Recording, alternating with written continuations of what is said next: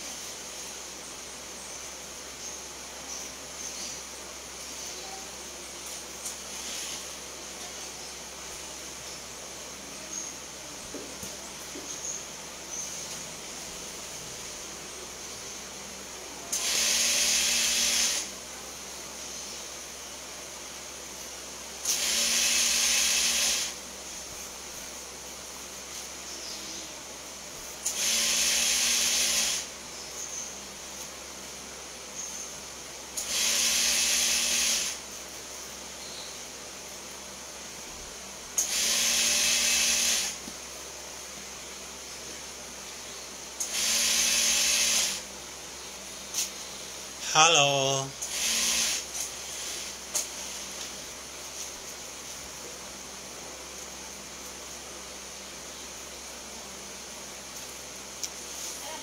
Hello.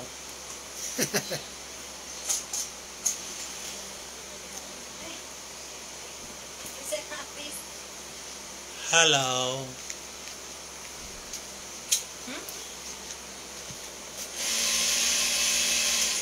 Ano nangyari dyan? Ba't nakaganyan ka? Basta masyal mo na.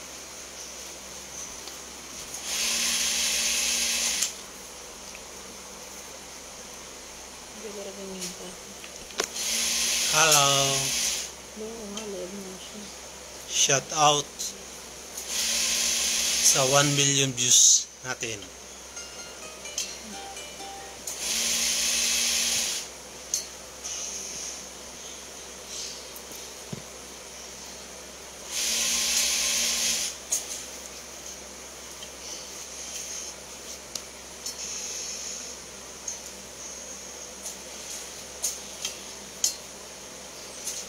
Grabe naman itong star mo, 200 agad. Send star 200 to pin your comment. Grabe naman. Send 200 star? 200 talaga?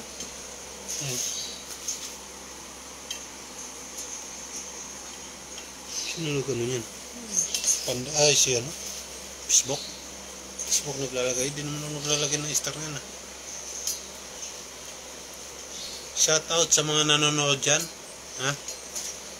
Nag-extra lang ako dito sa misis ko kasi si Panda sinuspindi ako ng buong na yun.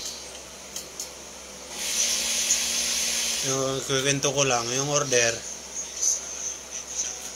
sinahan mo yan, nag-iikot yung order halagang 4,000. Mali-mali yung pin location, yung pala yung pin location niya doon sa may katabi ng Ched sa CP Garcia. Ngayon bigla niyang kinancel tapos nakalagay doon return to vendor. Inahan mo yung boses nag-iko. Tapos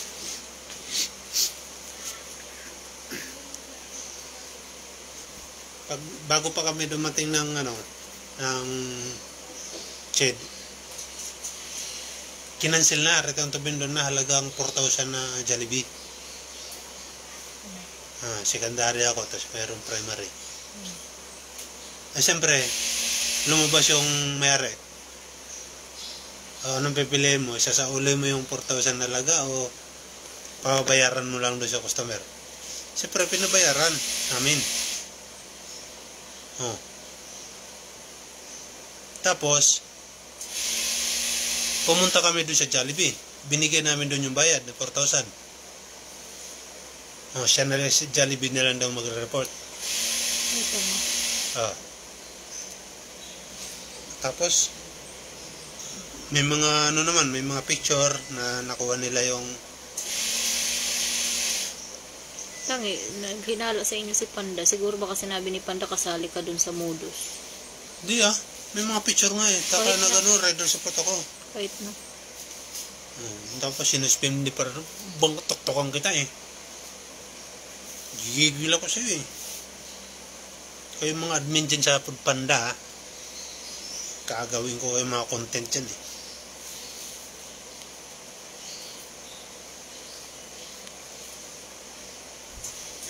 Pag nag-post ka pa doon sa page nila, hindi nila ina-approve. Kaya ang gagawin mo dyan, mag-post ka talaga doon sa Facebook niya. Sa sarili mong Facebook.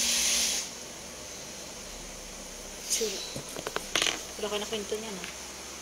Ha? Wala kang kwento. Yun yung dahilan kung bakit na-suspindi ako. Akala ko dun sa milk tea. May milk pa. Yun. Ibig sabihin niya yung tawag nito yung Huwag nakaraan. naman panggitin yung Kaya nga, ibig sabihin yung nakaraan pala yun, yung sinama sa akin. Hindi, kasabay yun. Kasabay yun. Umaga yun, yung Jollibee na yun, umaga yun. Yung mayroon kang kasamang rider. Yun yun.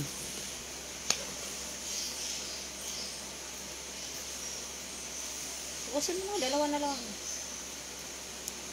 Sa katawan ko. Ano, tumaba na ba ako? Pakita ko yung abs ko. Oo, ha?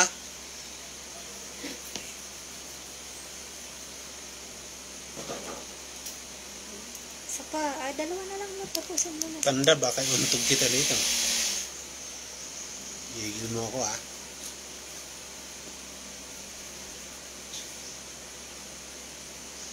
Bakit naman kasi bakit pinaulo mo? My love, ito tanungin kita. Halagang 4,000 Jollibee. 4,000. Biglang Cancel. kinancel ni Panda kasi nireport namin na mali yung location. Oh. Bago pa kami pumunta doon sa sinabi ng customer na location, cancel na. Oh. Kinancel na ni Panda. Tapos nakalagay doon, return to vendor. Hindi dapat return nyo na kasi. Mamili ka. Lumabas yung customer. Oh. Akin na yung order namin. Hindi, kasi kinancel na ni Panda eh. Hindi nga mamimili ka nga. Kumita sila o ibalik yung Ikaw order. nga magsabi, di ba? Na pag ganyan, hindi na pwedeng ibibigay kasi kinancel na nga ni Panda. Oo nga. Alam naman namin yun. I-report nga namin. I-report nga namin sa Red Hindi na Support. tinatanggap yun, di ba? Kasi nagkaganang yun. At saka yung bayad na 4,000, binigay namin doon sa Jollibee Matalino. Mag-report kayo dyan, Jollibee Matalino. Okay, ba't kayo nasuspindi kung nag-report sila? Ako ang nasususpinde, pero tinanggap niyo yung 4,000 na bayad ng customer. Di ba? Tapos, ano nga yung i-return namin, kinuha ng customer, tapos yung bayad, Kasi baka mamaya... binigay dyan sa Jollibee ng manager. May mga picture pa. Baka mamaya kasi, nagbayad pa rin si Panda ng ilang percent, tapos kinuha naman ni Jollibee yung bayad. Diba? Kaya nga, dapat mag-imbestiga itong mga admin ng Foodpanda dito sa Pilipinas na nagpapanggap ng mga Arabo. Parang hindi ko alam mga papanggap ng mga Arabo dyan. Imbestigahan yung Jollibee ng matalino. Kasi yung bayad ng customer, binigay sa amin ng primary rider, ako kasi secondary. Tapos, ay shoutout kay Risa Ipatnal. Palagi to palagi to nagko-comment sa bawat ko. Shoutout sa iyo kay Risa D. Ipatnal. Hi din. Para sa akin, may mali din kayo dun. Mali nga kung mali, pero ang iniisip namin, Wala nga, hindi yung nga pwede. masasayang doon na yung masasayang doon na halagang 4,000 Jollibee, masasayang yun kung sakali return namin doon sa Jollibee. Hindi sayang yun. At saka magagalit yung customer kasi lumabas yung customer eh. Eh, wala magagawa eh. Oo. Kaysa ko, Kaya yung binayad namin doon, yung binayad, kinuha namin yung bayad, 4,000, tapos binalik namin doon sa Jollibee yung 4,000. Sabi nung Jollibee na manager, kami na lang magpaliwanag doon kay Foodpanda na hindi kami na hindi na i-return yung order. Tapos ako ang nasuspinde 2 days. Tok-tokan kita eh. Wala na. Finish na. Oras na ng tulugan, alas 12 na. Ha? Alas 12 na. Tutuloy ngayon, nagtutupi lang ako. Hindi ako nakapag-brum-brum kasi suspendido. Pihirang buhay to. Nakituloy yung ano ko. Balakang ko. Parang sa pag-drive ko lagi araw-araw, nagkakamasil-masil ako. May abs na nga ako eh. You know? Kahit ako abs ka? Tiyan. Dalawang buko